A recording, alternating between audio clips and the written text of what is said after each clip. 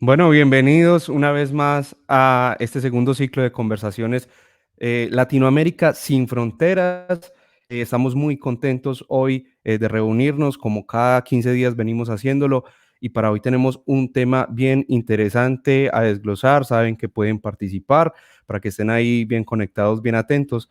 Vamos a hablar sobre el enfoque de género en la música. Obviamente vamos a hacer un zoom en la música latinoamericana. Y todo esto, una mirada desde las ciencias sociales. Vamos a estar hablando con dos invitados muy especiales desde Chile, con Mía Dragnik y con Raúl Ortiz Contreras. Ella es socióloga y él antropólogo, pero antes de darles la bienvenida, le doy la bienvenida a mi compañero Nicolás Ortiz. Nicolás, por ahí estás, a ver, aparece pues. Y aquí, hola, hola, ¿cómo Ahí estás? está apareciendo Nico. ¿Cómo está Milton? ¿Cómo vas, Nico? Bien, bien, bien, bien, Muy bien. cuidándonos mucho en esta cuarentena. ¿Y vos? Sí, también toca cuidarse porque la cosa no pinta bien. En Chile tampoco, ahí nos van a contar ahorita nuestros invitados. Un tema muy importante hoy, bueno, como todo lunes por medio, cierto tema muy interesante, pero este Así tema es es. muy atingente porque por lo menos desde nuestra ciudad, Medellín, estamos transmitiendo desde Medellín hace muy poco, hace un par de semanas, tuvimos algunos temas muy álgido en torno a denuncias de abusos sexuales en varias casas de estudio, ¿cierto?, que se dedican a la Así es. enseñanza de las artes. Tuvimos unos casos en la música y a principios de año surgió un movimiento que se llama No Me Callo, que surge en reacción a los abusos sexuales y a los abusos económicos y de poder en contra de la mujer en el ámbito de las artes escénicas. Entonces vamos a hablar del enfoque de género en la música, pero vamos a hablar del enfoque de género o en general, digamos, en la vida, porque realmente son temas que tenemos que preguntarnos. Bueno, los invitados de hoy, pues los conozco bien, a uno lo conozco muy bien desde que nací, porque es mi hermano, y a Mía también la conozco bien porque ha sido bien amiga de la familia, ¿cierto? Y Raúl y Mía son muy amigos eh, desde hace bastante tiempo. Raúl Ortiz Contreras es antropólogo, ¿cierto?, de la Universidad Austral de Chile y ha trabajado básicamente en el desarrollo de la investigación de procesos étnicos de los mapuches. Realizó una maestría o un magíster en antropología social en la Universidad Unicamp y un doctorado en la misma universidad que está cursando actualmente. También es profesor de cátedra actualmente de la Universidad Mayor, la Universidad Autónoma y la Universidad Miguel de Cervantes. Tiene experiencia en el área de la antropología social y cultural con énfasis en etnología indígena, actuando principalmente en los siguientes temas: procesos etnopolíticos, interculturalidad, historia indígena e interétnicas mapuche, coeagua, guaraní, multiculturalismo, Brasil-Argentina, medio ambiente y género. Por otra parte, Mía es socióloga, investigadora independiente, maestra en estudio de género y candidata a doctora de estudios latinoamericanos por la Universidad de Chile. Ha estudiado algunos movimientos sociales latinoamericanos, en particular la historia del movimiento campesino en Venezuela y en Brasil. Estudió cine documental en la Escuela Nacional de Cine de Chile y en la Escuela Internacional de Cine y Televisión de San Antonio de los Baños, en Cuba. En la actualidad estudia el periodo de emergencia del movimiento anarcofeminista en América Latina y el Caribe, a partir del estudio comparado de la obra de 3 escritoras y obreras. Es militante feminista y participa en el Comité Internacional de la Coordinadora 8M en Chile. Entonces, con esta presentación le damos la bienvenida a Mía y Raúl. Bienvenidos. Hola, hola. Gracias por esa presentación generosa y cariñosa, ¿eh? Muy buenas noches, muchas gracias por la presentación. Bienvenidos y bienvenida. Aquí Bueno, la ahí gente también puede escuchábamos. comentar. Sí. Así es, ya comienzan también los saludos. Por aquí Jaime Alonso Rojas nos saluda desde Envigado. Ya comienza a conectarse la gente con este tema que, bueno, sabemos que por una parte hay que cogerlo con pinzas, porque sabemos que en las últimas décadas ha venido tomando mucha fuerza todo este tema del enfoque de género, y también hay mucho, digamos, por alfabetizar, mucho por aclarar con relación a esto, porque incluso los pongo un poquito en contexto. Ya vamos a escuchar muchísimo sobre Colombia. Hay unos debates tremendos, incluso a nivel político, donde la perspectiva de género se confunde o el enfoque de género, sobre ¿Se nos pegó? homosexualidad, digamos que es satanizado de alguna manera o demonizado todo este tema del enfoque de género y se asocia a acercar a los más chicos o a las personas que de pronto no tienen unas nociones sobre este tema para tratar, digamos, como de, en palabras sencillas, volverlos gays, volverlos lesbianas, ¿cierto? Digamos que es tratan de hacerlo ver como una manera de buscar adeptos o de querer encantar por ese lado a las personas para que cambien su orientación amatoria, su orientación sexual o sus gustos o su identidad de género. Así que bueno, creo que hay mucha tela para cortar y esto va a estar bien interesante. ¿Con quién arrancamos, Nico? No sé, digamos, yo creo que deberíamos empezar de lo más básico, ¿no? Claro que sí. Aclarando los conceptos básicos, ¿cierto? Porque uno mismo Así es. muchas veces se confunde. Si hablamos de enfoque de género, o si queremos empezar a hablar de enfoque de género, según ustedes, desde las ciencias sociales, ¿cuáles serían las definiciones más básicas que deberíamos manejar de género? Bueno, empiezo, Raúl, me lanzo a Sí, la piscina. Lánzate. arranca, mía. Yo creo que es importante tratar de historizar un poco la construcción del concepto de género, ¿verdad? Entonces, primero hay que decir que vamos a hablar de algo muy occidental, ¿ya? Y creo que ese reconocimiento es importante porque así vamos a estar conscientes de no reproducir también esas lógicas eurocéntricas, ¿verdad? O yanquis, para decirlo más coloquial y sabrosamente. Entonces, primero surge en los años 60, desde la academia, ¿verdad? Una propuesta de investigación desde las mujeres académicas, ¿verdad? De pensar a las mujeres, porque no se estaban mirando ni estudiando a las mujeres. Y eso se llamó los estudios de la mujer. Rápidamente, mujeres chicanas, afrodescendientes, empezaron a criticar a este grupo de mujeres blancas, académicas, digamos, que estaban pensando en la mujer, ¿no? ¿Y de qué las criticaban? Las criticaban de creer o de tratar de construir la idea de que las mujeres eran un tipo de mujer, ¿no? Esa lógica de universalizar lo femenino, ¿no? Como si uno pudiese esencializarse, ¿ya?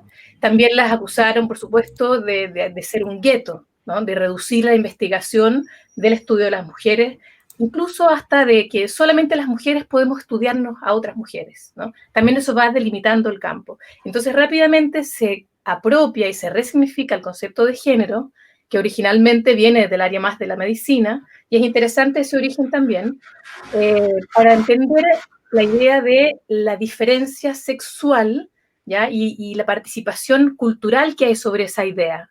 Es decir, y eso ya tiene un tiempo más atrás en las ciencias sociales, el género no es una determinación biológica, ¿ya? El ser es más un estar. Estoy mujer porque elijo ser mujer. Y se va disociando la figura de la identidad o de los roles sexuales de la determinación anatómica, digamos, ¿no? El tener vagina o pene, digamos, es una diferencia anatómica que no da cuenta de un comportamiento, ¿ya? Y ahí voy un poco a la idea del origen de la palabra, digamos. Género lo empezaron a utilizar un psicólogo y un médico que atendían niños, principalmente niñas, que tenían confusión genital, ¿ya? Entonces, en el fondo ellos se dieron cuenta que niños con ambigüedades genitales los operaban para convertirlos en algo identificable, sexualmente, identitariamente hablando, digamos, y después se daban cuenta que su comportamiento no tenía mucho que ver con esa decisión de intervención corporal. Entonces es interesante esa diferenciación, ¿no? Porque en el fondo cuando se asume que el género es cultural, ¿qué supone esa afirmación? Supone que podemos intervenir esa diferenciación, ¿ya? Y también, bueno, lo sitúo como Occidente, porque estamos pensando en la historia occidental, ¿no? Ahí Raúl puede hablar mucho más que yo pensando en esa variabilidad cultural para pensar los roles genéricos o las diferencias. Pero claramente hay que situar el origen del género como categoría analítica en la historia occidental, ¿verdad? Y que además coincide con un movimiento anterior que tiene que ver con el origen de la modernidad y del capitalismo, ¿no? Y lo dejo ahí para ir pensando lo más común.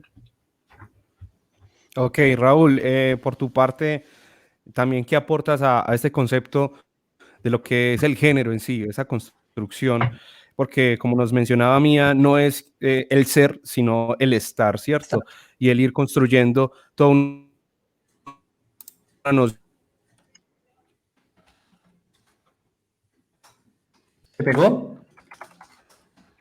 Se pegó un Ahí poco, seguimos. Se está pegando un poquito Milton, pero... A ver, sí. Ahora sí, de nuevo Milton. Sí, nada, decía que tiene por aportar ahí Raúl, teniendo en cuenta que ya hablamos de que el género es un poco una construcción, ¿qué aportaría a esa perspectiva de Mía? Bueno, no lo podría decir mejor que Mía en realidad, ¿ya? Pero sí hay algo que podríamos complementar, tiene que ver con la crítica que establece esto que se llamó el sistema sexo-género, que era ver esta disociación necesaria, que antes se veía como una relación mecánica entre la corporalidad genital o las características sexuales y la identidad que uno construye en torno a eso, que es una identidad culturalmente definida, ¿no? Entonces, la crítica de las primeras estudiosas del tema del género era sobre lo que se considera la heteronorma, ¿no? Es decir, justamente esta relación mecánica, dicotómica, binaria, ¿ya? Donde habría un cuerpo determinado por un sexo que se le adjudica una cierta cantidad de roles y estatus, digamos, dentro de la sociedad, que se definen como masculinos y como femeninos de manera mecánica también. Pero culturalmente construida. Y además se asocia con otras dimensiones. Otra dimensión, por ejemplo, es la orientación sexual, un poco tomando la problematización que hacía Milton al principio, porque también dentro de esa dicotomía se espera que un ser sexuado como macho, es decir, un ser que tenga una genitalidad masculina, por ejemplo, se construya identitariamente como masculino, como hombre, pero que además ejerza una relación de orientación sexual o que se establezca desde una orientación sexual heteronormada, es decir, que genere una atracción sexual hacia el género opuesto, hacia el sexo opuesto, ¿no? Y que además tenga una otra correspondencia, que su expresión de género, que es otra dimensión muy interesante puesta por estas teorías, que digamos es nuestra performance social, la manera que actuamos en el mundo, sea coherente con esa construcción anterior, ¿ya? Entonces lo que las teorías de sexo-género vienen a romper de una u otra forma es dimensionar que esa relación es mecánica. Y por lo tanto, incluso yo diría que desde la propia biología uno empieza a relativizar esa relación. Porque voy a tener una pregunta así como que a veces hago en mis clases, o sea, ¿quién es el macho absoluto en el ser humano? ¿Quién es la hembra absoluta? Claro. ¿Existe un macho absoluto? ¿Existe alguien que en su composición corporal biológica podríamos decir, no, ese es el macho alfa, ese es el macho absoluto, o viceversa, la hembra absoluta? Y ahí, cuando entramos en el terreno de la composición biológica propiamente tal, de los caracteres secundarios, de cómo el tema genético, el tema de los cromosomas, ahí uno va viendo incluso, inserto dentro del debate biológico y médico, que la cuestión no es tan mecánica tampoco. Entonces, incluso uno podría decir, bueno, pero la cultura, a través de las tecnologías biomédicas, nos permiten también cuestionar esa dimensión. O sea, yo puedo nacer con una genitalidad masculina y en un proceso de transformación puedo obtener una genitalidad femenina. Entonces tampoco es tan determinante, ni tan mecánico, y eso es un poco lo que se viene a cuestionar en esa construcción. Entonces es muy errado decir, en términos conceptuales, de que, por ejemplo, esto que han dicho que es una ideología de género, que también podríamos discutir si es una ideología o no, porque está dentro de los debates que están en las ciencias humanas, pero esa relación de confundir, por ejemplo, identidad de género con orientación sexual, por ejemplo, cuando hay niños intersexuales, es una mirada muy equivocada desde la perspectiva disciplinar, podríamos decir, o desde la mirada de cómo se van asentando estos conceptos. Perfecto. Raúl, para seguir ahí, ya que tocaste un tema importante, ¿cómo ha sido la construcción histórica en nuestro territorio de estas relaciones, digamos, porque tú dijiste que eran relaciones finalmente binarias, ¿cierto? Que se entienden desde esa perspectiva, que Occidente finalmente nos propone o nos impone, y el capitalismo nos vuelve a imponer, ¿cierto? Como decía Mía. ¿Cómo era antes de eso? De ese mundo que no es tan antiguo tampoco, ¿cierto? Y de hecho está presente todavía en nuestro territorio en algunas visiones. Hay otras visiones de mundo actuales, ¿cierto? En algunos grupos indígenas, ¿cierto? Que tú estudiaste por lo demás. ¿Cómo es esa relación de género? ¿Cómo ha sido y cómo es, digamos? Bueno, es una pregunta, la voy a responder de forma modelar, ¿no? Pero Sí, sabiendo sí. que está ajeno a cualquier perspectiva etnográfica, porque en el fondo eso requeriría mucho esfuerzo y una sapiencia que no tengo tampoco en torno a conocer distintas realidades culturales de la diversidad cultural enorme que hay en América Latina. Y tampoco quiero esencializar, tampoco quiero decir que el modelo indígena es radicalmente diferente al modelo occidental, porque ahí hay toda una correlación histórica que también interpreta o interviene en la construcción de lo que hoy día entendemos por problemáticas o por enfoques de género. ¿Ya? Pero juguemos, digamos, pongamos los modelos indígenas como en una relación más bien abstracta para poder entender esa pregunta que tú me haces. Hay un autor, una antropóloga en particular, que se llama Cherry Horner, que escribió un texto muy polémico en la década de los 70, que, a ver, déjenme ver si tengo aquí abierto, si lo tengo abierto, pero la pregunta es la siguiente: ¿es la mujer con respecto al hombre lo que la naturaleza es respecto a la cultura? ¿Ya? Básicamente la pregunta que se estaba planteando aquí la autora es si la construcción de una relación patriarcal, vinculando lo patriarcal a una mayor cercanía a la cultura, sería universal o no. Es decir, es en todas las culturas que se establecen estas relaciones donde, según sus palabras, la mujer ejerce un rol secundario, no protagónico, en el espacio de lo político, de lo público. Entonces, esa pregunta fue muy importante porque la primera evidencia gráfica era como bastante contundente. Y ella misma, en ese artículo, tendría que responder que sí, de que efectivamente la evidencia etnográfica, es decir, ¿a qué me refiero con eso? Que la evidencia de todo lo que se había construido de conocimiento sobre culturas no occidentales indicaban que parecía ser, que esta relación secundaria de lo femenino tenía una cierta coincidencia. ¿Ya? No sé, yo te mandé un texto, no sé si lo puede, un esquema, no sé si lo puedes mostrar para que tenga, Sí, claro. Sí, claro. tenga mayor ciencia lo que estoy diciendo.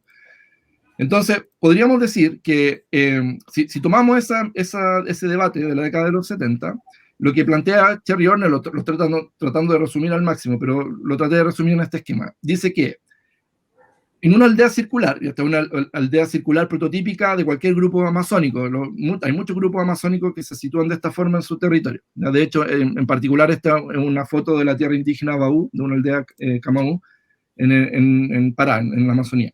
Bueno, en esta aldea circular, lo que limité en naranjo es el límite, la frontera entre la naturaleza y la cultura, así abstractamente hablando. Entonces, la aldea está obviamente incorporada desde una lógica cultural que es propia y que es la que caracterizan los antropólogos siendo como parte de esa cultura, ¿no?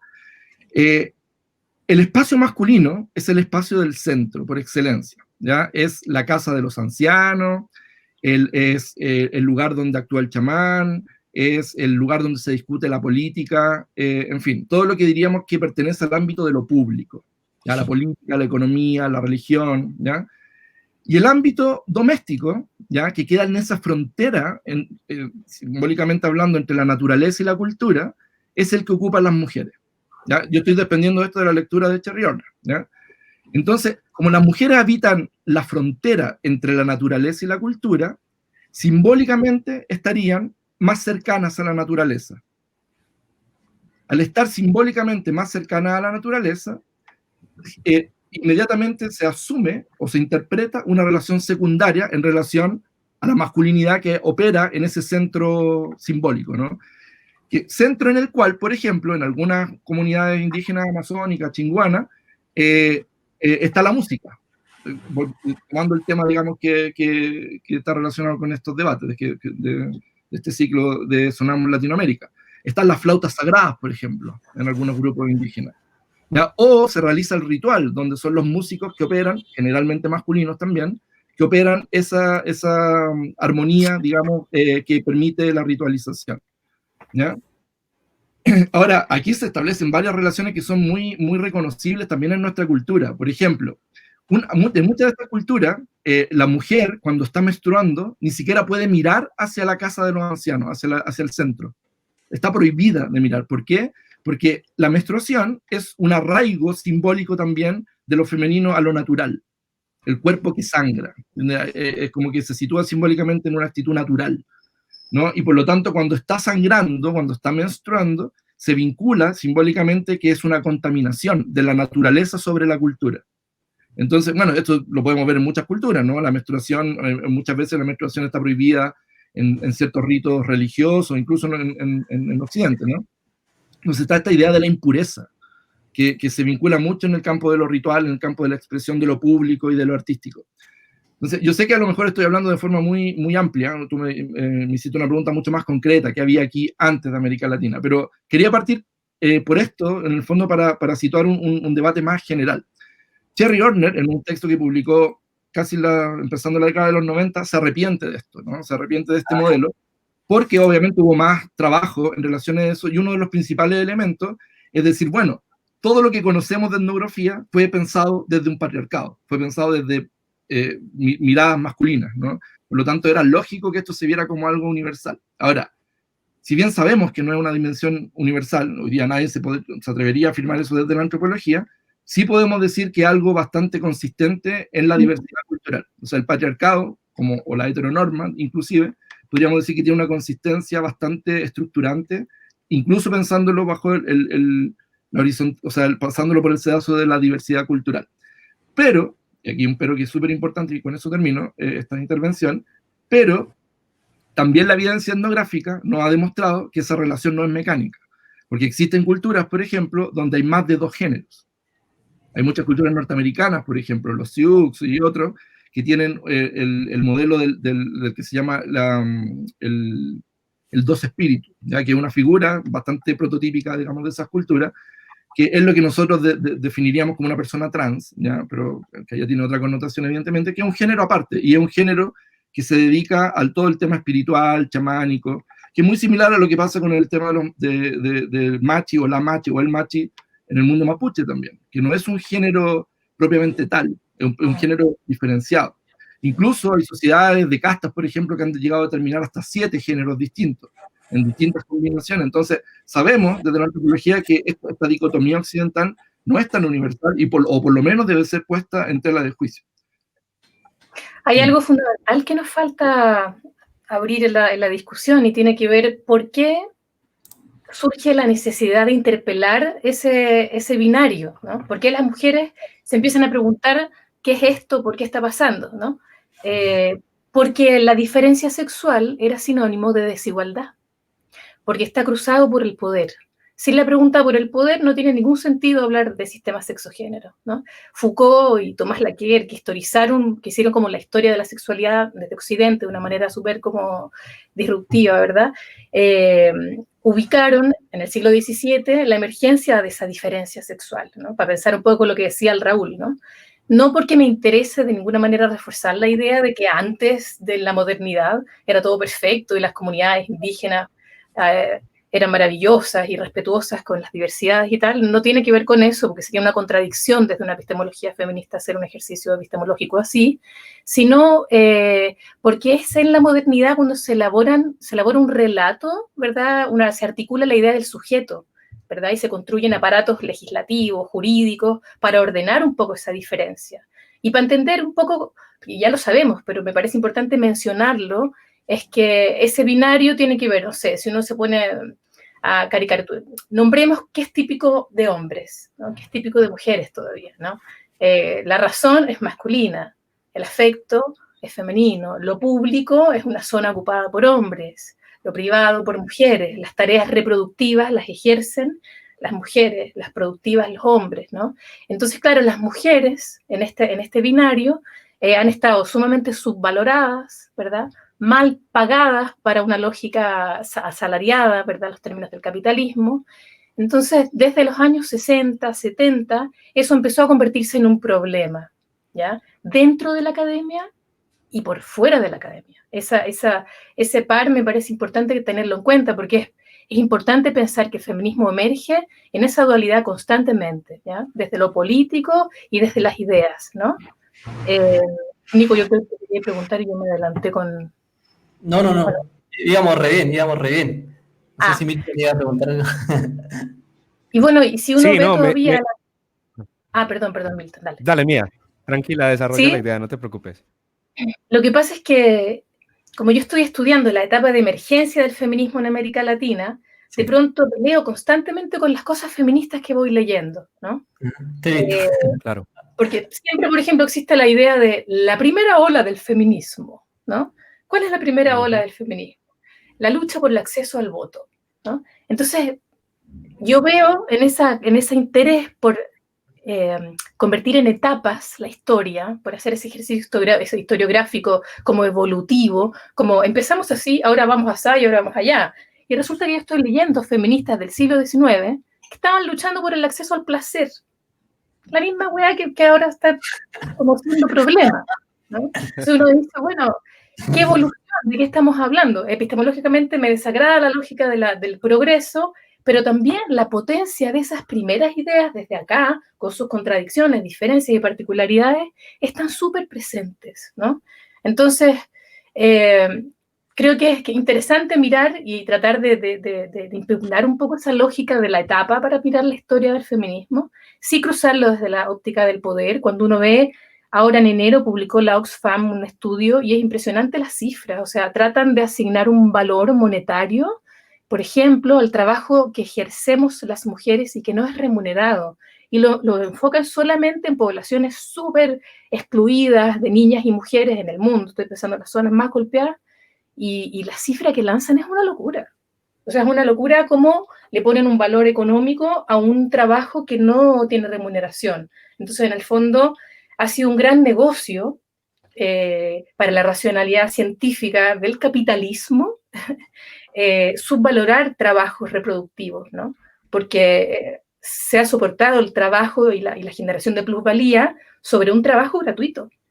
Ejércitos de mujeres a través de la historia, ¿verdad? Que han soportado el trabajo productivo, ¿no? Asalariado fuera de la casa. Hablar de enfoque de género sin duda nos pone a hablar un poquito sobre todo esto que tiene que ver con privilegios, con roles, con jerarquías.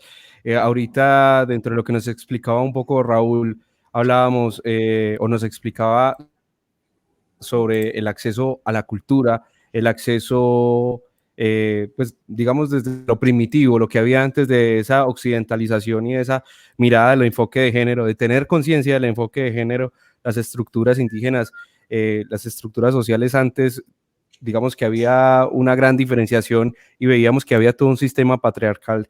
Y me llamó mucho la atención esto de que, digamos, la flauta sagrada y el acceso a la cultura era algo muy privilegio de los hombres, muy privilegio del centro de estas estructuras sociales indígenas.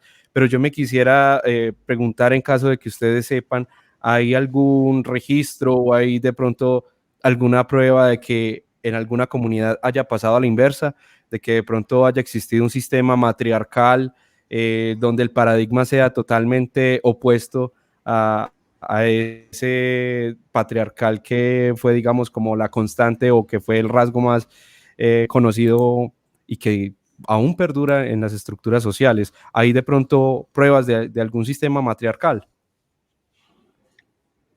Ese es un debate bien antiguo de la antropología y también nada resuelto, ¿no? O sea, como depende mucho de la mirada y cómo tú definas matriarcado, ¿ya?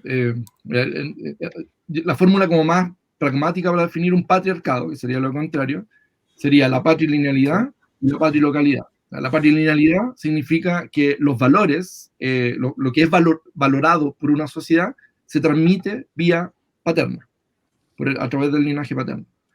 Y es decir, por ejemplo, en nuestras culturas tenemos varias cosas así, como los apellidos, por ejemplo. ¿Ya? Los apellidos se transmiten vía paterna y van pasando de una generación a otra, y que es un privilegio masculino que las mujeres no tienen. ¿Ya? Las mujeres no pueden transmitir. Bueno, hoy día podríamos decir que los apellidos no tienen la misma importancia que tenían, no sé, en la colonia, por ejemplo. Eso era un tema más presente. Pero aún así sigue siendo un privilegio masculino que nuestros nombres trasciendan, ¿no? Los nombres masculinos. Y así podría nombrar un montón de otros ejemplos prácticos, digamos, de cómo somos una sociedad patrilineal en la mayoría de las cosas que valoramos como sociedad. Y otra dimensión es la patrilocalidad, ¿ya? Que es una relación un poco más compleja. Aquí es donde me dan ganas de tener pizarra para dibujar, pero bueno. La patrilocalidad es un principio en el cual cuando hay una relación, a ver, la antropología, una de las teorías más importantes es la prohibición del incesto, ¿no? O sea, que como un universal cultural, es decir, que en todas las culturas del mundo, según algunos autores, el estructuralismo francés principalmente, se aplicaría una ley que es la prohibición del incesto, es decir, la prohibición de que los vínculos de reproducción se den en relaciones directas entre madres e hijos y hermanos, directos, ¿no? Entonces, eso genera un principio que es la exogamia. La exogamia es la obligatoriedad exogámica, es tener que salir de ese núcleo primario para poder buscar sistemas de alianza y reproducción.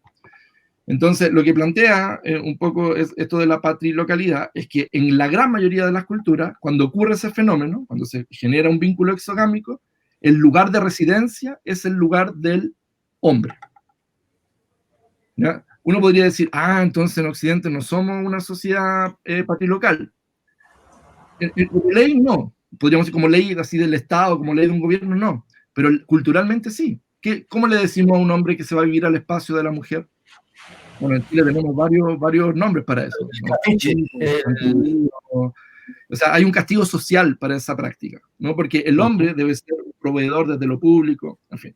Entonces, esa estructura, esa ecuación entre una patrilinealidad y una patrilocalidad que se ejerce en relaciones de poder, de prestigio, de privilegio masculino por sobre el femenino, es lo que define el Estado.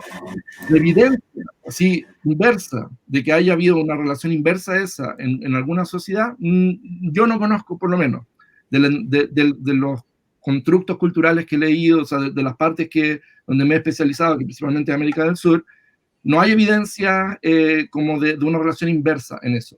Pero sí hay muchas evidencias que nos invitan a ver relaciones equitativas de género, ¿no? Que de hecho eso creo que es importante, porque para dejarlo bien claro, digamos, y que no quepa ninguna duda, lo que busca el feminismo siempre también ha sido la equidad. Sí, eso quería preguntarle.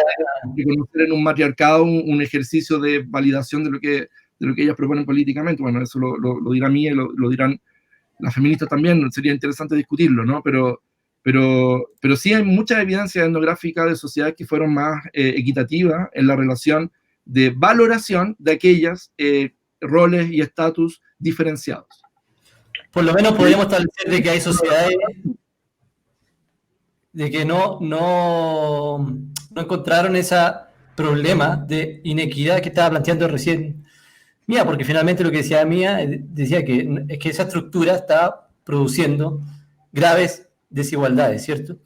Y eso es lo que de alguna manera se puede determinar ahora también en la música y en todos los ámbitos de la vida, ¿no? Y en la música de manera bastante patente. Ahora vamos a revisar unas estadísticas.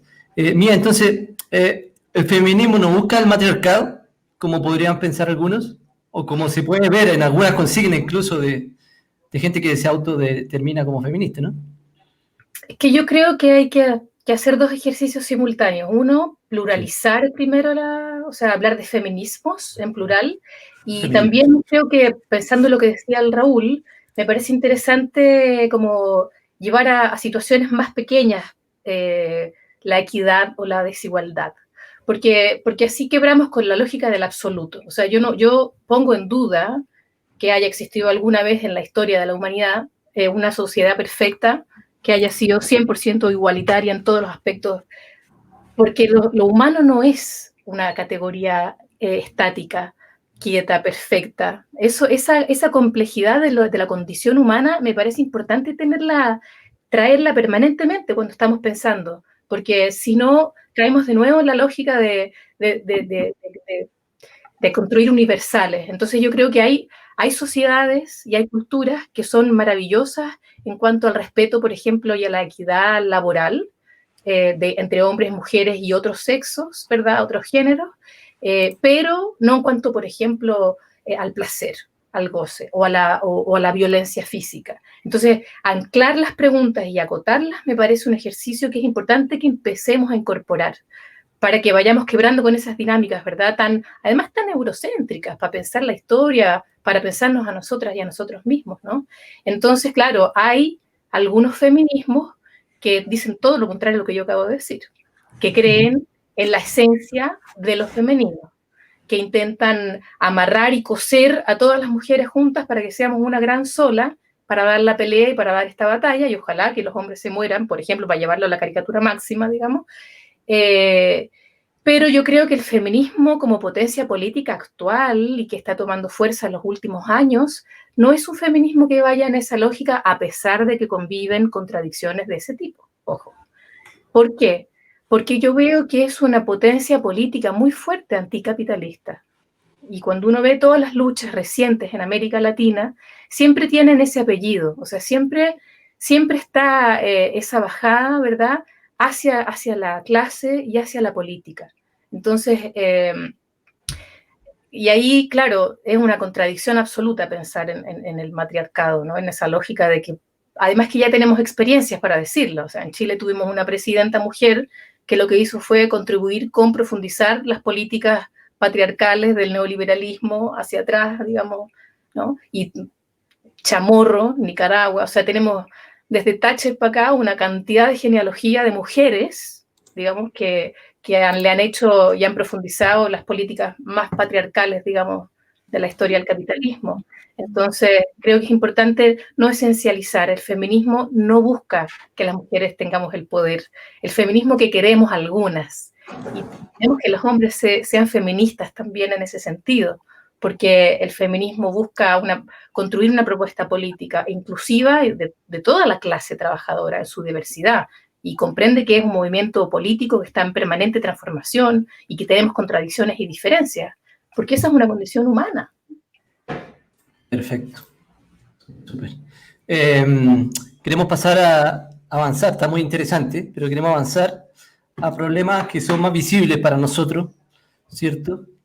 Y que se tienden a discutir más, sobre todo en redes sociales, que todos tenemos una opinión, ¿cierto?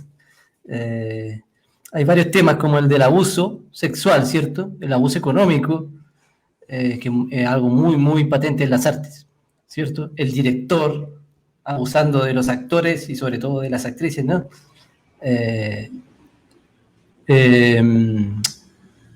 Lo que pasa en la academia, ¿cierto? En las universidades. Queremos llegar a ese punto, como les contaba al principio. Este año ha sido súper intenso en Medellín por esa ola de denuncias que algunos le llaman funa, pero creo más que son denuncias. Algunas denuncias han resultado injustas, entre comillas, ¿cierto? Pero también se entiende que es una especie de catarsis, de terremoto, ¿cierto? Que en el fondo están dando cuenta de una realidad, ¿cierto? ¿Qué piensan ustedes? Que me imagino que yo les estoy contando algo que ustedes no conocen, pero seguramente ya tienen experiencia de eso en su universidad, en su contexto, ¿no? ¿Por qué pasa? ¿Qué está pasando ahora, cierto? Que tanta funa, tanto acoso, tanta denuncia de abuso. ¿Qué es lo que pasa en este contexto? ¿Voy? ¿Tú? Que yo creo que es importante mirar que la situación de violencia en la cual disidencias sexuales y mujeres todavía estamos metidas en el medio, implica varios planos, ¿no? Como Nico bien decía, está el tema económico, pero también está el plano subjetivo, el plano como más íntimo. Entonces, sucede que cuando se empiezan a hacer visibles las denuncias, ¿verdad?, de acoso, de violencia de todo tipo, me emerge en el feminismo como un espacio de contención que es muy fuerte, que integra el plano psicológico. Estoy tratando de entenderlo porque me interesa entenderlo también, ¿no? Y eso conduce a cosas complejas, o sea, conduce a pasiones descomunales a veces y a un también feminismo punitivista, ¿no? Rita Segato ha trabajado esos temas harto, como criticando un poco la lógica de la guillotina, ¿no? Todos los violadores ahí a la guillotina en la plaza pública, digamos, como si eso resolviera el problema. Yo leí también hace un tiempo atrás, se suicidó un muchacho en Argentina porque una muy amiga que tenía lo funó por las redes sociales que había abusado de ella y tal, y el cabro se mató, se suicidó, y después la chica le dio mucha culpa y dijo que la verdad es que eso es mentira, ¿no? Entonces, claro, es muy complejo porque la mayoría es verdad. O sea, cuando hago este comentario, no quiero relativizarlo ni bajarle el perfil. Hay estudios, en México se hizo un estudio importante diciendo que pero realmente la minoría de las denuncias no eran falsas, digamos, la mayoría son verdaderas. Y el problema es que también no se resuelven. Entonces la rabia se acumula. Los protocolos con el tema del acoso en las universidades es algo que ha pasado en toda América Latina y que ha sido tema público. En México la UNAM estuvo en toma no sé cuánto tiempo. Desvincularon a varios profesores. Y claro, algunos a lo mejor no tenían tanta potencia, tanta fuerza de ser culpables como otros, pero ¿cómo se lleva una salida? Yo creo que la pregunta interesante que tenemos que hacernos es cómo resolver ese problema, porque ¿qué empezó a pasar acá, por ejemplo, en Chile, en la universidad donde yo tengo una pata metida? Empezó a pasar que se empezaron a construir protocolos antiacoso. Y el protocolo era terrible, era así, número 1, no puedes mirar más de tantos segundos a los ojos a tu estudiante. ¿Cómo va a ir a dar clase? O sea, ¿cómo se puede cortar el derecho a la cátedra libre o a la pedagogía si se van a establecer normas así punitivistas que eviten el acoso? Es mentira. O sea, el deseo del abuso del agresor con ese tipo de normatividades probablemente va a potenciarse aún más. Entonces, hacer un cambio político implica transformar subjetividades, relaciones, y eso es lo complejo de terminar con el capitalismo o con el neoliberalismo. Que los modos productivos o los modos afectivos, las relaciones sociales, llevan mucho tiempo para generarse nuevas formas de relaciones, para entendernos en dinámicas distintas, no solamente productivas, ¿no? El feminismo siempre se ha dicho que tuvo un divorcio muy temprano con el marxismo, porque Marx no pensó en estas cosas. Pero Engels, a finales del 19, escribió un libro re importante y empezó a pensar de manera más integral. Es decir, no pueden socializarse, o sea, no se soluciona el problema socializando los medios de producción. Porque podemos ser todos dueños de lo que producimos y de los medios productivos, pero estas situaciones que estamos describiendo van a convivir. Los socialismos reales, digamos, tenemos ya historia para nombrar eso. Historias de pensar incluso en las guerrillas y las experiencias subversivas más radicales latinoamericanas, cuando vemos la división sexual del trabajo. ¿Qué hacían las mujeres en Nicaragua con los sandinistas? ¿Ah? Seducir a los militares, acostarse con los militares para que la guerrilla pudiese entrar y hacer la revolución. Entonces digo, quebrar lo binario y pensar cómo la política y interrumpir esas lógicas que el Nico estaba como situando, ¿verdad?, con los casos de abuso, de violaciones, implica un cambio profundo, ¿no? Un cambio profundo, lento, en el cual tenemos que estar todas, todes, todos dispuestos a someternos un poco y a hacernos preguntas, a decir, sí, la verdad es que me equivoqué, ¿no? Si no, ¿desde dónde? Raúl, tú eres docente, digamos, bueno, no, yo creo que aquí todos somos docentes. ¿Cómo te ha tocado vivir esta situación tomando en cuenta lo que ha dicho Mía, ¿no? Bueno, sí, creo que es un momento muy necesario, ¿no? Es como una catarsis necesaria. Se cometen de alguna forma, o sea, existe el riesgo de la injusticia en esa catarsis, pero el bien mayor es mucho más profundo, ¿no? Es decir, la docencia es un ejercicio de poder, la justicia está marcada por el patriarcado y por lo tanto estas acciones que han encontrado las mujeres denominadas funa o denuncia, tienen un poco también esa contraparte, ¿no? Que es la necesidad de generar una justicia social, sin contar con los medios adecuados para canalizar esa justicia efectiva a través de los medios establecidos por la sociedad institucional, digámoslo así. Eso tanto en la institucionalidad universitaria como en la institucionalidad de los sistemas de justicia, ¿no? Entonces creo que es una catarsis necesaria en el sentido de que efectivamente cuando yo hablo con mis estudiantes, prácticamente no hay ninguna mujer que no haya pasado por una situación de abuso de poder en los contextos universitarios, ¿ya? Que a veces son de poder, a veces son de poder sexual o de otra índole también, ¿no? Que que terminan de alguna forma interviniendo de forma importante en la integridad de esa estudiante, ¿no? En el contexto universitario. Es decir, debe ser muy, muy angustiante, y lo digo debe ser porque nosotros como masculinos no tenemos el privilegio de no tener que vivir eso, de no saber si un comentario adecuado de un docente es porque te lo mereces, porque intelectualmente diste cuenta de un fenómeno, o porque, en fin, hay una razón académica, racional, intelectual para valorar a una mujer, o es porque en realidad quiere algo conmigo. Claro. Y hay una lógica instaurada. Esto también es un choque generacional, diría yo, ¿no? Digamos, los colegas más de generaciones anteriores tenían muy, muy instaurada esta lógica de la convivencia con lo femenino desde la palabra poética, pero medio picarona, y que el chiste un poco machista en clase. Y enhorabuena, hoy día somos mucho más conscientes como docentes de que eso genera dolor, y eso genera injusticia, y eso genera violencia, en definitiva, en la manera en esto que llamamos los micromachismos, ¿no? Que son pequeñas acciones que acumuladas generan un gran daño, digamos, en la relación de género, en general, en el vínculo pedagógico. Adelante. Que pensaba en lo que tú decías, por ejemplo, el año pasado, antepasado, me contrataron para dar clases en la UNCE, en el ex pedagógico acá en la universidad. Y claro, justo venía saliendo el PEDA de unas tomas feministas muy largas, y las chiquillas pelearon harto, las mujeres de ahí, entonces se lograron cosas buenas, digamos. Pero entonces una de las cosas que se lograron es que hay una investigación fuerte, una encuesta que hacen por ser docente ahí, ¿no? Y la pregunta era, ¿has abusado sexualmente alguna vez de un niño? ¿De una niña? ¿De una mujer? O sea, yo digo, yo leí la cosa y puse un reclamo, porque ¿cómo es posible que reduzcan a un instrumento tan malo, ¿no? Una situación de violencia tan claramente instalada por el movimiento de mujeres de la universidad y disidencias sexuales?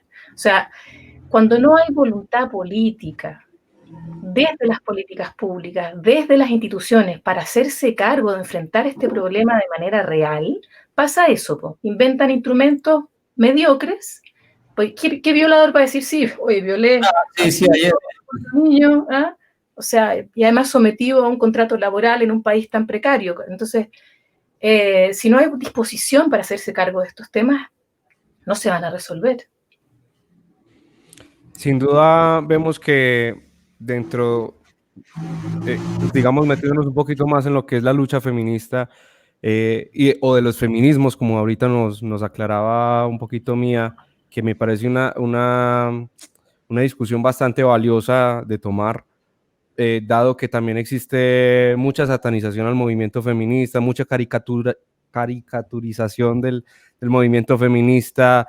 Y bueno, obviamente también hay unas actuaciones de algunos grupos reducidos del feminismo que dan cuenta de cierto radicalismo que llega pues obviamente a cortar o a lindar con lo que es la violencia, o con el querer que haya un matriarcado absoluto, ¿cierto? Que no existan los hombres y demás.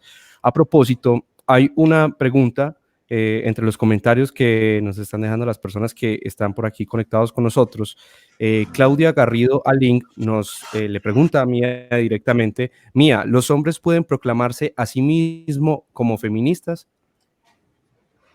Es una buena pregunta.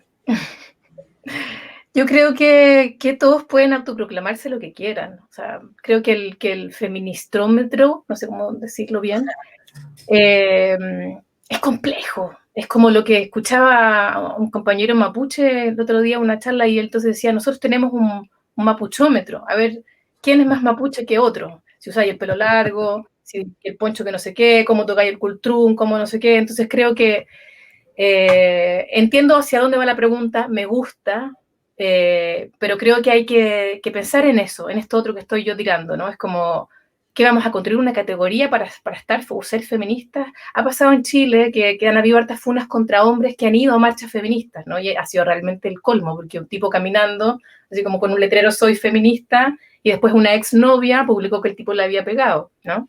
Entonces empiezan a hacer esas funas. Yo creo que la realidad se hace cargo un poco de ver prácticas feministas. Hay muchas mujeres que se autodenominan feministas, acá está lleno de las peores fascistas, digamos, racistas, miembros de partidos políticos del terror, que se autoproclaman como feministas, ¿no? Yo tengo amigos que pocos, entre los cuales Raúl considero que es uno, pues lo conozco mucho, pocos, Raúl y tal vez Claudio, digamos, por nombrar así con nombre y apellido, y que me parece que son muy feministas. O sea, ejercen roles de crianza excepcionales, ¿no? De afecto, de reflexión, que no son comunes en esa masculinidad hegemónica, ¿no? Ahora, es complejo y es un momento, como lo que decía el Raúl, empatizar con el dolor, ¿no? Con la situación de que estamos en un lugar subvalorado, ¿verdad? Y ahí, claro, los hombres a veces tienen que callarse y tienen que aprender a callarse y a respetar eso. Es como cuando uno va a una comunidad indígena. Yo desde cabra chica estuve harto metida en el Alto del Biobío con el tema mapuche y claro, me sentía muy mal porque me decían Winca. Yo me sentía, no es que me lo decían. Pero entendía que yo tenía que quedarme callada porque no era mi lugar, ¿no?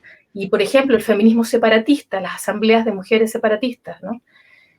En ese mismo curso que les digo que dicté el año antepasado, bueno, habían 3 hombres o algo así solamente, el resto eran puras mujeres, y yo me daba cuenta que los hombres hablaban cuando faltaba un grupo de mujeres. Me empecé a pillar un poco esa participación, así como que se sentían un poco más, y decían cosas bien bellas y bien interesantes, ¿no? Pero se autocensuraban a veces, porque querían ser cuidadosos con respetar la palabra, con no acaparar, con no sé qué. Entonces, claro, son cosas que van a pasar y son contradicciones que estamos viendo y vamos a tener que ir viendo en el camino cómo resolverlas desde un trato humanitario. Yo creo que tenemos que pensar de manera común en el feminismo, como una política que vaya más allá del capitalismo, no como la política burda de la pugna entre los sexos. No tiene nada que ver con eso el feminismo que una quiere, digamos. Tiene que ver con cómo pensamos de manera común formas de hacer la vida, de organizar el mundo, que vayan más allá de las lógicas del capital, ¿no? O sea, ahora la pandemia, si no nos lleva a profundizar en estos temas, nos va a llevar a lo peor de lo peor, ¿no? Perfecto. Raúl, aquí hay un comentario en portugués, no sé si lo quieres traducir. Joao Veridiano, un gran amigo. Joao. Leo la pregunta de Joao. Dice, en Brasil hay un avance de la necropolítica en diversos ámbitos, desde la ausencia de las medidas para el combate a la pandemia hasta el incentivo de ataque a los movimientos feministas. Ayer el foco del debate, me imagino, fueron las manifestaciones de fundamentalistas religiosos contra el aborto de una niña de 10 años que fue violada por el tío. Como involucionamos 6 años, dice. Sí. Bueno, en relación a esa pregunta y a la que hace Felipe después, mi otro no es tanto los hermanos míos aquí. ¿Qué importancia tienen estas reivindicaciones, como el aborto, como el cupo de mujeres? Aquí voy a hacer 2 preguntas en uno para avanzar, ¿cierto? Felipe dice, ¿qué de positivo o nocivo tiene esta ola de idea de los cupos para actividades recurrentes en la música, ¿cierto? Como lo que se está discutiendo en Chile ahora sobre los premios nacionales, como la ley de cuotas que tiene Argentina también hace un año, que dice que tiene que haber cierta cantidad de mujeres.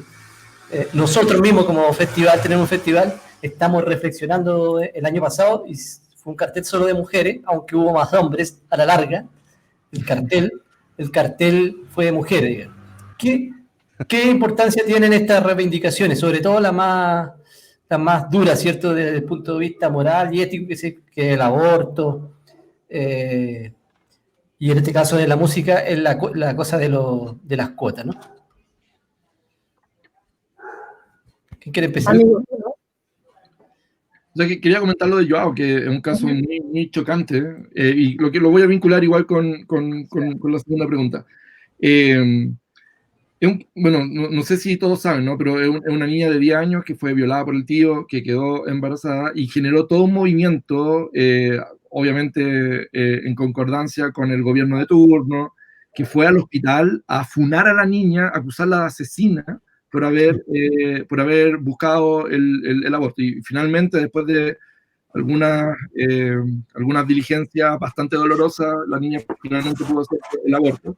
pero además, o sea, aparte del proceso de haber sido violentada sexualmente, siendo una niña de 10 años, tuvo que vivir el trauma de todo un país, o sea, o de una parte del país que es bastante, que tienen bastante voz hoy día, que creo que es un dolor terrible, digamos, estando juzgándola, ¿no? Entonces, bueno, ahí estamos hablando de lo que es una sociedad patriarcal, pues, en todas sus dimensiones, desde la perspectiva del abuso. El patriarcado no abusa solo contra las mujeres, eso es súper importante indicarlo, abusa con todos los cuerpos disidentes, podríamos decirlo así, o todos los cuerpos que son cosificados y aprovechados para el beneficio del patriarcado. Entonces abusa contra la naturaleza, los cuerpos ecosistémicos, abusa contra las mujeres, contra los niños, contra las niñas. Entonces es una estructura que es necesario siempre tenerla en mente porque digamos que es una relación de poder estructural, ¿no? Y no radica solo en las relaciones de género. Entonces, dicho eso, y viendo lo terrible de este caso, es cuando uno se asusta y dice, y se plantea lo que decía Mía al principio, o sea, ¿qué hemos avanzado? ¿Qué sacamos con ver el avance del feminismo en etapas si en realidad las aberraciones que están ocurriendo hoy en día son tan abrumantes como las que tenían las mujeres de finales del siglo XIX? Yo también leí por ahí unas revistas de principios del siglo XX, que no sé si la conocen, que se llaman Nosotras, que están disponibles en la web. Y claro, y se debaten los mismos temas, el aborto libre, la autonomía del cuerpo femenino. Y uno dice, ¿qué diablo? ¿Qué hicimos estos 100 años que no debatimos en serio estos temas, ¿no? Lo mismo que el adultocentrismo, lo mismo que el racismo, digamos, y ahí también vemos la transversalidad del feminismo como una potencialidad de discutir todos estos temas en conjunto. Bueno, dicho eso, volviendo a la pregunta de Felipe, es importante desde mi perspectiva ver cualquier ley de cuotas, no solamente de la cuota de género, sino también la cuota racial que hay en algunos países, o étnica que hay en otros, en fin, todos los tipos de cuotas o de políticas que algunos llaman de discriminación positiva. Es importante verla, yo estoy a favor de ella y he luchado en varias instancias porque ellas se ejerzan, pero siempre no hay que perder el norte, que es un medio y no es el fin. ¿Ya? Porque cuando decimos o cuando establecemos que es el fin, perdemos toda la guerra de la equidad, ¿ya? Porque de alguna forma lo único que hacemos es consagrar estas desigualdades a largo plazo. Y le damos herramientas a la estructura, a la burocracia y al capitalismo para que con una ley de excepcionalidad pueda ir manejando lo que políticamente es correcto, lo que públicamente es correcto, pero no atacamos el tema de fondo, que es el capitalismo, como dice Mía, ¿no? Que es la desigualdad profunda, la precarización radical que vivimos en general, nuestros pueblos, digamos, en torno al sistema en el que vivimos. Entonces, siempre el debate que hay que dar en torno a las cuotas tiene que ver con verlo como un medio para igualar un poco la cancha en muchos aspectos donde la cancha ha estado siempre en desigualdad, pero nunca la podemos ver como un fin. Siempre lo tenemos que ver como un medio para lograr cambios mucho más estructurales. Y eso tiene que ver con educación profunda, tiene que ver con... O sea, no puede venir como un paquete aislado, tiene que venir como un paquete profundo de otras cosas que son más estructurantes que la sola cuota, ¿no? No sé si... Hay como momentos que son interesantes revisar para ver un poco esa contradicción, porque yo también creo que la ley de cuotas tiene que ir de la mano con otros procesos y tiene que estar, digamos, ¿no? Pero también, ¿qué pasó en América Latina en los 90 con el movimiento feminista? Pasó que el concepto de género fue apropiado por las políticas públicas, ¿no? Y se construyeron departamentos de género en las universidades y no sé qué, y eso desmanteló el movimiento feminista, burocratizó la denuncia y la demanda política, porque las mujeres se pusieron a hacer política pública, digamos, ¿no? Y pasó también antes, o sea, hay una filósofa importante feminista chilena que se llama Alejandra Castillo, y ella dice en el fondo, las democracias liberales, ¿verdad? Lo que hicieron fue integrar a las mujeres excluyéndolas. ¿Por qué? Porque la dimensión de lo materno ocupa todo el problema y todo el nudo de lo femenino, ¿ya? Y eso es una contradicción estructural de las democracias hasta el día de hoy. Entonces, yo creo que hay que procurar que esos dos movimientos no vayan de la mano, que no se eliminen. El movimiento estudiantil que tuvo tanta potencia en Chile, el 2001, el 2006, el 2011, en un momento, para situar antes del 2011 en América Latina, movimientos sociales importantes, consolidados, que estaban ya teniendo la capacidad de sentarse a dialogar hasta con los peores gobiernos, ¿verdad? Porque tenían fuerza. Y en Chile, ¿qué pasaba? Los muchachos del movimiento estudiantil querían ir a ocupar el Congreso de la República y se hicieron diputados y diputadas. Y eso descabezó un movimiento político que era muy rico también. Entonces, ¿cómo la ley de cuotas o las reivindicaciones más formales, ¿verdad?, más convencionales, pueden no eliminar el movimiento político ni esa otra potencia transformadora?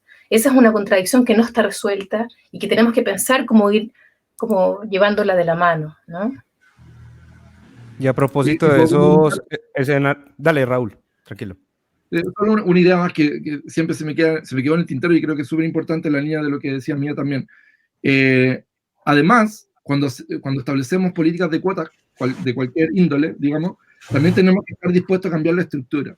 Es decir, no podemos tener una ley de cuotas en cualquier instancia, por ejemplo, ley de cuotas para la música, si no feminizamos cómo se desarrolla la industria de la música. No podemos establecer una cuota étnica, por ejemplo, que hoy día son muy comunes en Brasil, si no vamos a indigenizar de alguna forma la universidad y no vamos a estar dispuestos todos a generar esa transformación en conjunto. Si no, termina siendo apenas una provocación. Creo que también hay que atreverse a ser radicales. O sea, creo que se ha deslavado la radicalidad en la política, ¿no? Y el zapatismo nos ha enseñado algo, creo que hay que mirarlo. Yo tuve la oportunidad hace unos años atrás, hablaba con alguien zapatista, habían asesinado a un profesor, a Galeano, creo que fue el 2016, y yo les preguntaba, bueno, pero ¿qué van a hacer? Así como, ¿qué pasa con la justicia? ¿Cómo van a ir a denunciar esta violación, este asesinato? Entonces me dijeron algo preciso, sencillo, y uno que no se le ocurren esas cosas, porque vivimos entre los malos gobiernos, ¿no? ¿Cómo vamos a ir a pedir justicia si no creemos en el aparato de justicia que hay dominante de la hegemonía? Hemos desarrollado nuestros mecanismos para hacer justicia, ¿no? Entonces, hay que pensar hasta dónde no es una contradicción querer cuotas políticas de un aparato en el cual no confiamos y no creemos, ¿no? Lograron hacer algo los muchachos que están ocupando el Congreso, algo han hecho. Pero en sintonía con las reivindicaciones populares, ¿se logran desde ahí los cambios? ¿No? Así es. Y creo que desde esos escenarios de reivindicación, el año pasado que realizábamos la segunda versión del Festival Sonamos Latinoamérica con ese enfoque de la mujer en la música latinoamericana, es muy acertado y muy paradójico eso que dice Nico, de que a pesar de que dimos todas esas garantías, digamos, de la participación de la mujer, solamente eran propuestas ya fuera solistas o de grupos de mujeres, de todas maneras hay algo innegable y es que desde la estructura organizacional, desde la visión organizacional de los festivales y de todo el circuito artístico, la mujer tiene muy poca participación. Digamos que hay, digamos, una primavera o algo emergente, hay un fenómeno donde las mujeres ya están atreviéndose a explorar, por ejemplo, el mundo de la ingeniería del sonido, que era algo de pronto que dentro del imaginario estaba muy, digamos, delegado como para los hombres, hasta incluso desde la fotografía, ya hay muchas mujeres haciendo excelente fotografía. De hecho, hace 15 días estuvimos hablando con Daisy Tocora, que es una muy buena fotógrafa, pero desde todos esos roles, incluso desde lo técnico, desde lo logístico, hace falta esa participación y no es necesariamente culpa de las mujeres no tener esa iniciativa, sino que estructuralmente ha habido una serie de condiciones históricas que le han hecho entender que ese lugar le pertenece a los hombres. Entonces, digamos, esta conversación es también una invitación a las mujeres o a cualquier otro tipo de identidad de género, cualquier persona que ame la cultura, que le guste el cuento de la música, de las expresiones artísticas, para comenzar a apropiarse de esos roles que son fundamentales para llevar a cabo cualquier festival o cualquier circuito artístico. Bueno, y hablando un poquito de esas reivindicaciones que ahorita Mía nos estaba profundizando ese análisis sobre los cupos, ¿cierto? La legalización de los cupos, de cómo esto se puede instrumentalizar por parte del capitalismo y demás. Yo creo que hay otro escenario muy valioso de reivindicaciones y es el lenguaje, ¿cierto? Lo que ahora llaman el lenguaje inclusivo y este mundo de la palabra que es esencial dentro de la música y los discursos artísticos. ¿Cómo piensan ustedes esto del lenguaje inclusivo? Aquí también se caricaturiza mucho esto de que ahora se quiere usar el todes, y en fin, ¿cierto? Esta vocal como la E, como una estrategia para querer abarcarlo todo de una manera más inclusiva. ¿Cómo se piensan ustedes esto del lenguaje inclusivo? ¿Qué opinión les merece? Comencemos por mí. Antes de que empiecen, contarle que hace 2 días un cantautor aquí, medellinense, se dice así, escribió en su blog personal una reseña que se llama Perdón con todo, es algo así. ¿Cierto? Que él dice que está mamado del lenguaje inclusivo, que es... lo escribe muy bien, ¿sí? Eso sí, lo que está mamado del lenguaje inclusivo, que es poco económico, que de alguna manera atenta contra la belleza del castellano, del español, ¿cierto? Y que realmente no se logra ser inclusivo usando eso, sino que se puede ser inclusivo usando otros recursos lingüísticos. Y hay otro cantautor muy conocido acá que se llama Pala, que también es filólogo, aparte de cantautor, es filólogo, que dice que finalmente es quedarse en la forma y no en el fondo, ¿no? Que lo realmente significativo del lenguaje sería cambiar el significante de la palabra que la letra, ¿no? Entonces, ahí complementando lo que está pasando desde el punto de vista local. Cachipún. Dale. A mí me gusta incomodarme. O sea, me pasa que si no me gusta incomodarme, trato de que me guste, ¿no? Es como... Yo empecé a escribir con X, porque me acuerdo que me llegaban correos de Claxo desde los 90, en Claxo ya se escribe con X, ¿no? Y con X escribo, y ahora con la E y no sé qué, bueno. No lo hago tanto, me cuesta, se me hace difícil, pero y me siento incómoda cuando estoy en asamblea o en reuniones, cuando hablo en las clases y tal, y me gusta encontrarme con ese malestar, porque creo que es importante también ver los límites que tenemos. Es decir, jamás voy a hacer una protesta en contra de ese tipo de cambios. Me parece que tenemos que sumarnos a ese tipo de cambios. Y son las nuevas generaciones las que están instalando con fuerza eso. Y yo creo que cambiar significantes es directamente proporcional y con el contenido de los significantes también. ¿Ya? Y con someternos a esa como incomodidad. Ahora, claramente, no solamente eso, ¿no? Eso es una situación, ¿no? Envuelta en muchas otras, ¿no? Que hay que ir interpelando de manera común, no hay que quedarse solamente en ese gesto como simbólico, ¿no?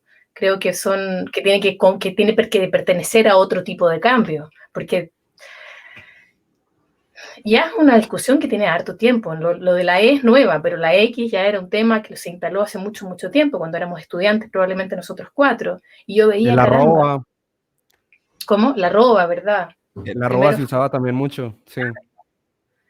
Y es difícil porque es rápido, o sea, hay que ir ahí agarrando también de manera bastante veloz y no es fácil, pero ponerse a argumentar que la belleza, que no sé qué, me parece que hay que dedicarle el tiempo a otras ideas que ya son más útiles ahora, ¿no? Sí. Raúl. Bueno, yo hace tiempo, ya hace varios años, coloco lo femenino por sobre lo masculino. Digo, estimadas vos estudiantes, que en el fondo es una forma de provocar y tiene que ver, concuerdo plenamente conmigo, así como lo importante de esto no es la opción que quede definitivamente plasmada, que además eso es una construcción histórica que depende de los contextos y sabemos que el lenguaje no es la RAE, digamos, el lenguaje es algo mucho más dinámico y plástico de lo que la RAE quiera establecer. Y por lo tanto, creo que lo importante acá es el debate, ¿no? El debate en torno a lo que implica el lenguaje. Y si el lenguaje genera realidad y esa realidad se construye de forma patriarcal, es obvio que tenemos que discutir el lenguaje, ¿no? O sea, y eso se nota, o sea, por ejemplo, ya es muy raro ver que alguien se refiera a la historia de la humanidad como a la historia del hombre, por lo menos entre mis estudiantes, siempre les comento y les digo historia de la humanidad, historia del hombre. Entonces, cuando uno va incorporando esas prácticas reflexivas, eso genera automáticamente o va generando un cambio en el lenguaje que después las generaciones van tomando y le van dando uso. Ahora, claramente esa decisión no depende ni de Nico, ni de Mía, ni de mí. El lenguaje es algo que tampoco se construye desde el sujeto. Son convenciones sociales que se van plasmando en la medida en que se usan, en la medida en que están ahí. Y bueno, también escuché a Vargas Llosa, que yo siempre como que tengo una especie es como mi placer culpable en términos políticos, ¿no? Pero, y hablaba un poco de eso, de la estética también, ¿no? De cómo el lenguaje inclusivo atentaba contra la estética del español. Pero nunca logré entender el argumento final. ¿Por qué? O sea, al final, ¿no es más estético tener más recursos que tener solo uno? O sea, como que el argumento me pareció muy, muy, muy débil, a pesar de que me encantan sus libros y me encanta su obra. Sí, vamos a Aníbal Parra, que hizo toda una obra desafiando todas esas reglas, digamos. Claro, ahora, y Sí. eso, y también te obliga a pensar tu lugar en el mundo, es decir, cómo tú te expresas, cómo expresas a otro, o a otra, o a otra, ¿no? Toda tu idea, en fin. Y esto es un tema también, o sea, por ejemplo, hace poco dirigí una tesis de dos estudiantes, dos grandes estudiantes, y una de ellas me decía, bueno, ella es feminista, tiene toda una trayectoria en una institución importante en Chile, y me decía, profe, me complica esto del lenguaje inclusivo, imagínense, me decía ella que tiene toda una trayectoria. Recién ahora que podemos decir todas, y ahora nos están obligando a decir todes. Interesante, ¿no? O sea, que en el fondo ella decía, nos costó tanto tiempo el ser reconocida con la letra A, no sé, como todas, la historia de las mujeres, y ahora tenemos que ponerle todo la X o la E. Y hay un tema interesante también, porque tiene que ver con política también. Es decir, bueno, hemos usado el todas tanto tiempo como para ya pasar a usar el todes, ya por ahí viene otro tema, y todo lo que no entra en el campo de lo binario, todo lo que entra en el campo de lo trans, de lo inter, ¿cómo lo incorporamos en el lenguaje? Claro. Entonces, es un debate riquísimo, creo que no es para nada ridiculizable, no es para nada un tema menor, creo que es algo que tenemos que estar constantemente discutiendo, dialogando, aprendiendo, escuchando, ¿ya? En fin. Hace varios años atrás, en la Chile, la CUTS, ¿no? Disidencia Sexual, organizó como un congreso que se titulaba como Por un feminismo sin mujeres, o algo así, ¿no? También como tratando de quebrar ese binario. Perfecto.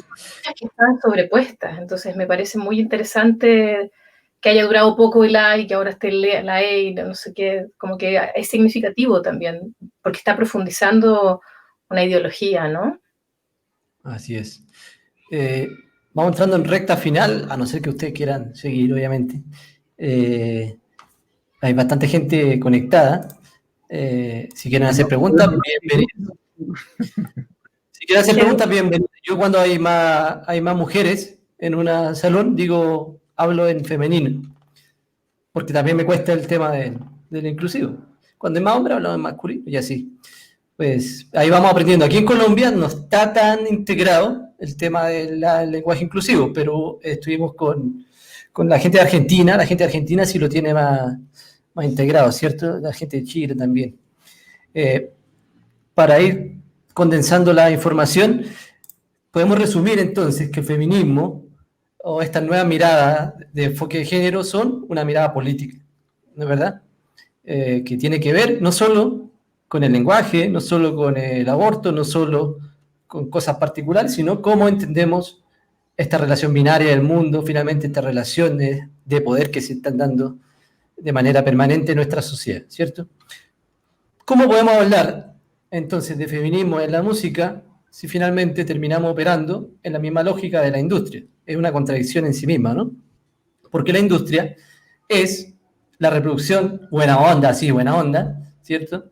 Pero es la reproducción del capitalismo salvaje, de hecho, y salvajísimo, ¿cierto?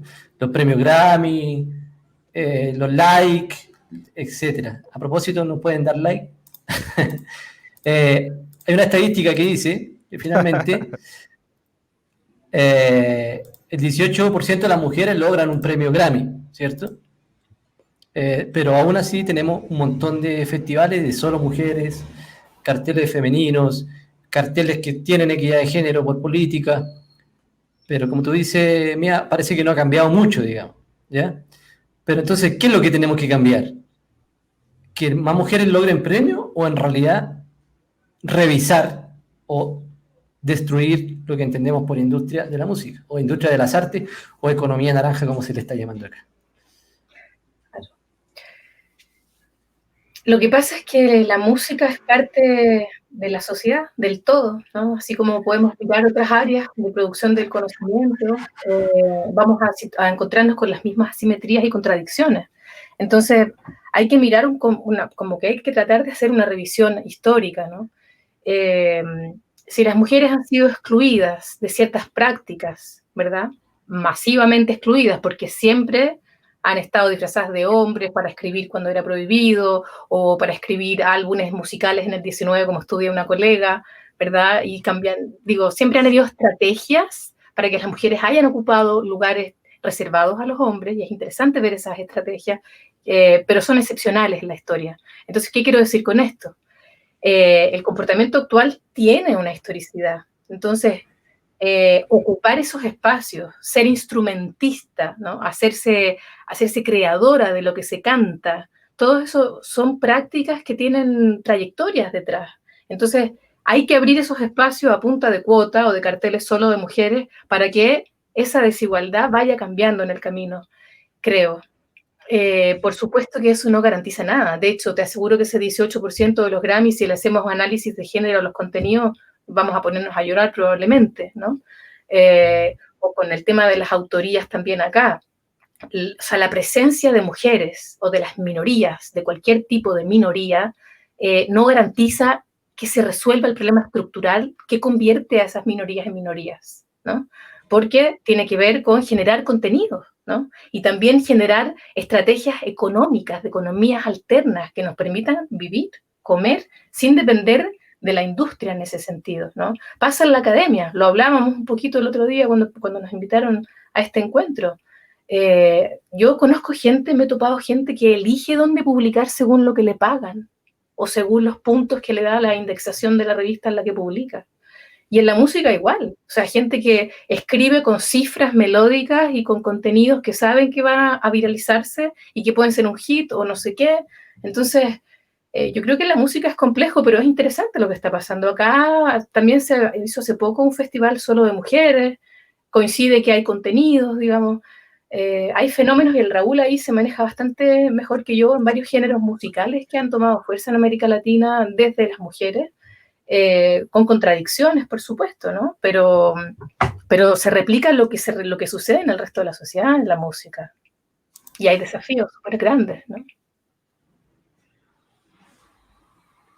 Y creo que también hay algo importante ahí, Nico, por reflexionar, y desde las músicas latinoamericanas, en particular desde el folclore, y es los discursos que se han sostenido y que se siguen movilizando a través de la música latinoamericana. Y más que una pregunta, yo quiero como hacer una reflexión, porque leyendo e investigando un poquito sobre todo este tema de enfoque de género para esta conversación, pues me llama mucho la atención que la gran mayoría de la música latinoamericana, y de grupos folclóricos que he escuchado, tanto de Chile como de Colombia, como de diferentes partes del Cono Sur, pues muy poco abordan el tema del enfoque de género desde una perspectiva, digamos, como diversa o alternativa, ¿cierto? Somos todavía, paradójicamente, siendo la música latinoamericana un canto libre, un canto de resistencia, todavía es muy conservador o se queda muy corto para abordar la memoria de los pueblos desde la violencia que ha sufrido, por ejemplo, la comunidad LGBTI, o para narrar historias de amor que vayan más allá del amor heteronormativo. Es algo que, digamos que un compromiso, un pendiente o una reflexión que es importante tener en cuenta para los creadores de la música latinoamericana, para los compositores, y bueno, me imagino también para otros campos del arte. Creo que hay una deuda histórica por repensarnos el tema del enfoque de género y qué lugar toman nuestras creaciones y también qué valores movilizamos ahí, porque todavía se escucha mucho el canto de resistencia, ¿cierto? Muy desde lo político, muy desde lo ideológico, también mucho canto al amor, mucho canto al desamor,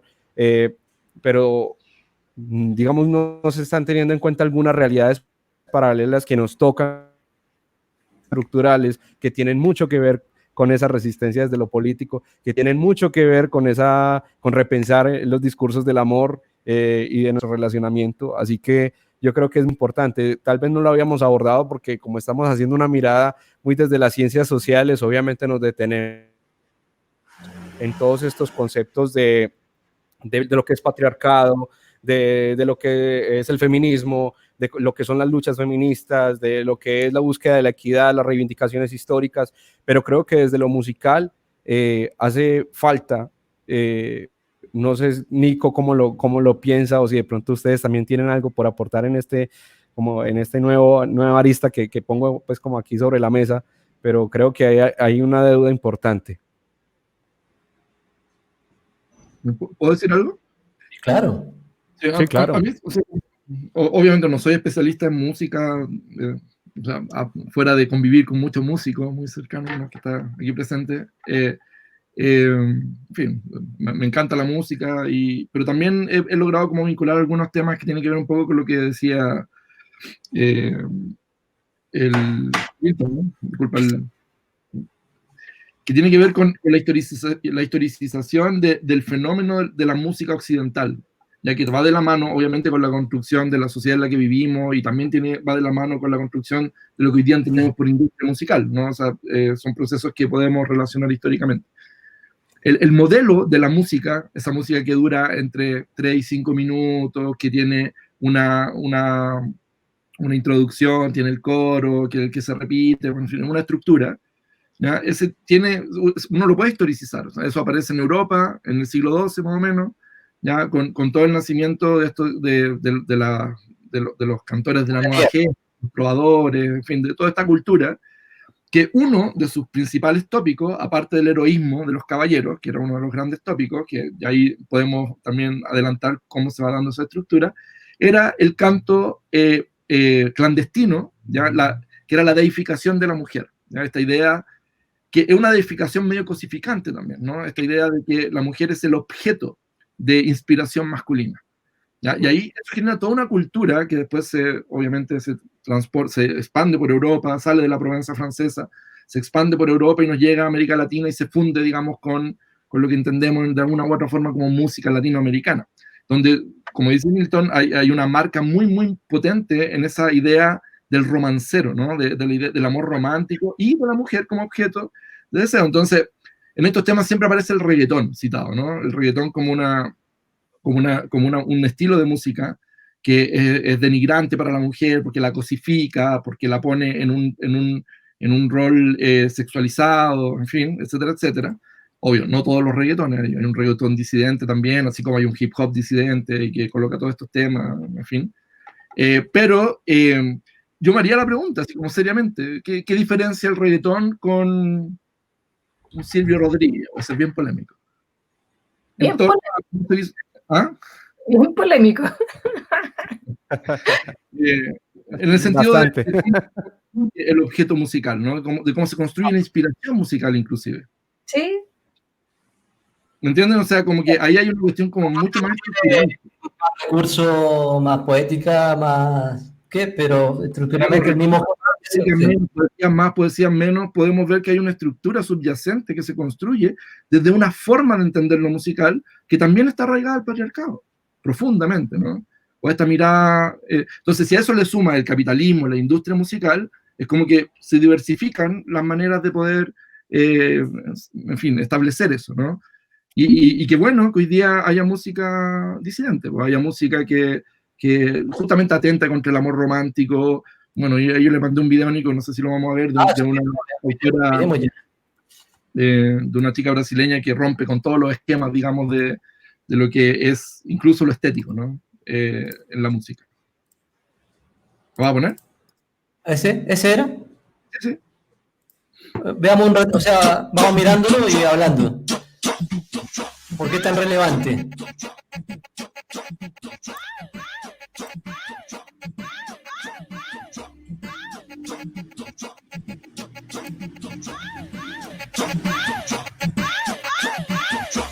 Meu namorado é mó otário, ele lava minhas calcinhas. Se ele fica cheio de marra, eu mando ele pra cozinha. Fico louca gostando, então dorme no portão, porque eu vou pro baile, vou pra minha curtição. Raúl, ¿no? Si quieres nos va comentando mientras Bueno, lo tenemos ella en es pantalla. una cantora de funk en Brasil, que sería como algo equivalente como al reggaetón en el resto de América hispanohablante. Una música muy popular, muy situada en las favelas, ¿no? Sobre todo carioca y, bueno, en fin, después de todo Brasil. Y es interesante lo que dice la canción, porque parte con un golpe de lleno. Dice, mi pololo o mi novio es súper imbécil porque él lava mis calzones. Y si viene a molestarme, lo mando a la cocina. ¿Ya? Ese es como el inicio de la canción, ¿no? Y después hace toda una reivindicación de forma bien directa. Bueno, esto está situado en todo lo que es la cultura también de la favela, ¿no? Donde las mujeres son profundamente violentadas, donde los carteles de narcotráfico generan una relación súper cosificante con la mujer. Entonces, MC Carol se tornó un ícono del feminismo popular de la favela brasileña, porque en el fondo ella responde de una manera bastante radical en su construcción musical hacia esa violencia que constantemente reciben las mujeres, ¿no? Y ella se tornó un fenómeno interesante porque está fuera, entre comillas, de la industria musical, pero es muy, muy, muy popular. Y todos sus videos son así como precariamente grabados y con una base, digamos, súper simple, pero todo lo que ella produce en el fondo es una evocación a reivindicar el rol desde una especie de violencia también, como de devolver la violencia sobre lo que viven las mujeres en la favela, que son asesinatos, violaciones, vejaciones sistemáticas, ¿no? Entonces, en el fondo lo quería mostrar un poco para responder a la pregunta, es decir, como hay músicas que no necesariamente atraviesan por el camino o pasan por el camino de la industria musical y que pueden alcanzar importantes o pueden tener bastantes contribuciones a un nivel más global también. O sea, no solamente quedar situado ahí en la fiesta donde cantó en fin, o en la comunidad específica. Y creo que hay que empezar a poner atención a todo lo que es la producción independiente. Creo que ese es un elemento fundamental también para driblar, digamos, cuando un concepto futbolístico para esquivar, digamos, lo que es tan estructurante en la música industrial, ¿no? Que son estos modelos que caracterizaban anteriormente. Habría que preguntarse siempre cuáles son las posibilidades emancipatorias de la música, ¿no? Y cuáles han sido. O sea, por ejemplo, la música de protesta, ¿qué rol jugó en América Latina, ¿no? Para mirar el presente y para entender también esta canción, por ejemplo, que Raúl nos comparte, ¿no? Así es. Y hay otra, en Brasil, bueno, en Brasil un buen ejemplo, ¿no? Hay esta cosa de las post-identidades. Bueno, Brasil y la música coreana, ¿cierto? Una música, sí, coreana, que para nosotros es un poco ajena, pero para nuevas generaciones, o no tanto, pero yo tengo estudiantes que están muy involucrados en todo ese tema.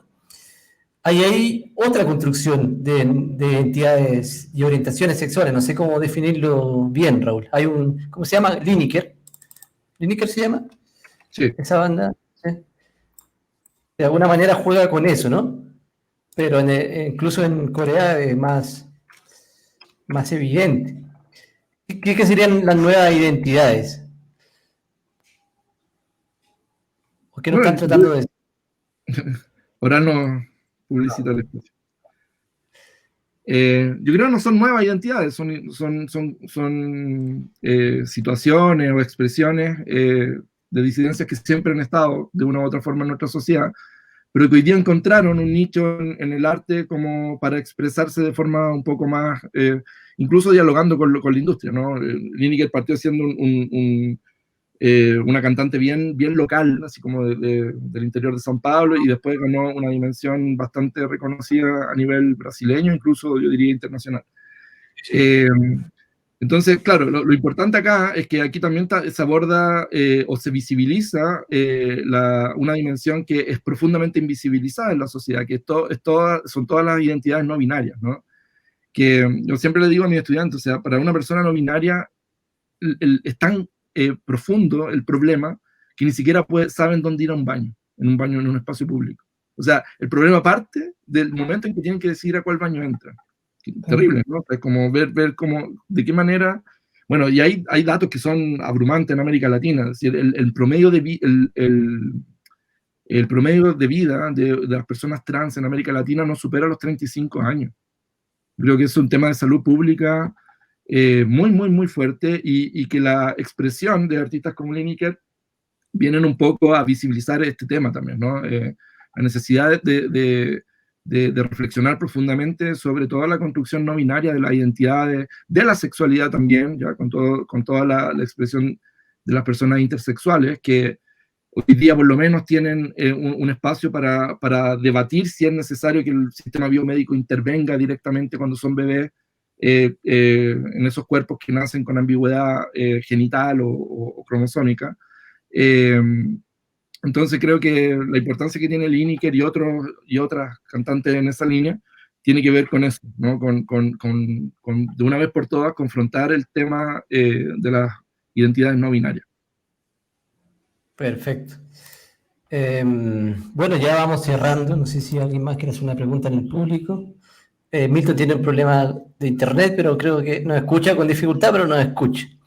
Quiero agradecerle a ustedes dos, Mía y Raúl, por atender el llamado de la conversación y la reflexión. De alguna manera, creo que entramos en sintonía porque la pandemia nos obligó a crear estos espacios para tratar temas que la industria no nos permite, y nosotros mismos nos vemos inmersos en eso, ¿cierto? Y démosle con el like, y démosle con el video, y démosle con el mercado de no sé qué, y nos olvidamos de hacernos las preguntas relevantes, ¿cierto? Entonces, de alguna manera, si podemos verle la oportunidad a la crisis, como dirían ¿cierto? Los economistas en naranja, hemos podido de alguna manera retomar estos temas que los teníamos ahí, pero los teníamos un poco guardados. Yo creo que de alguna manera lo más importante es hacerse las preguntas, más que encontrar uno o dos. Ya vemos que dos caminos también es peligroso.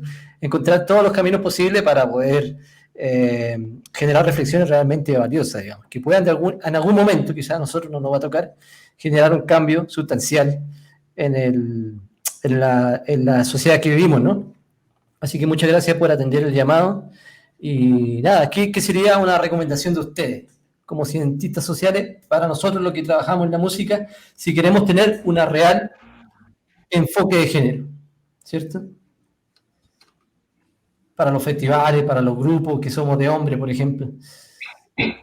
También hay algo que no hemos mencionado, y es que, bueno, el género es la construcción cultural de eso que se llamó sexo durante mucho tiempo.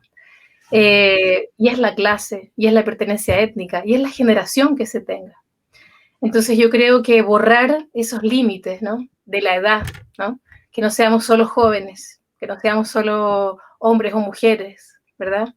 Puede ser un ejercicio creativo para pensar también la música, ¿no? Digo, hay que trabajar con distintas generaciones, también no se habla de eso mucho, porque el tema como étnico o genérico lo ocupa todo, ¿no?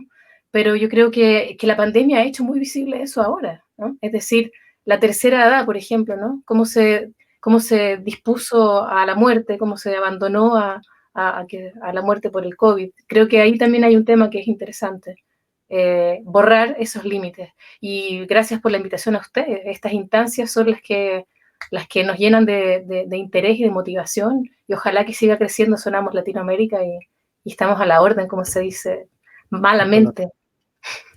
Colombia es a la orden. Venezuela igual, yo tengo ahí mi pata caraqueña.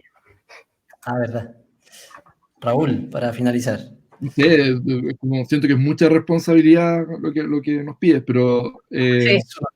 en función y en sintonía con lo que está pasando en Chile desde octubre del año pasado, yo les diría que confíen en un arte que se conecte con los territorios, que como dijo Víctor Jara también, que la canción que es valiente es la canción que va a ser nueva, y por lo tanto que busquen instancias como esta, como Sonamos Latinoamérica, y que busquen también un apelo a cuestionar esto de la industria musical. Me parece que es un gran camino ya, o sea, creo que el camino ya lo tienen.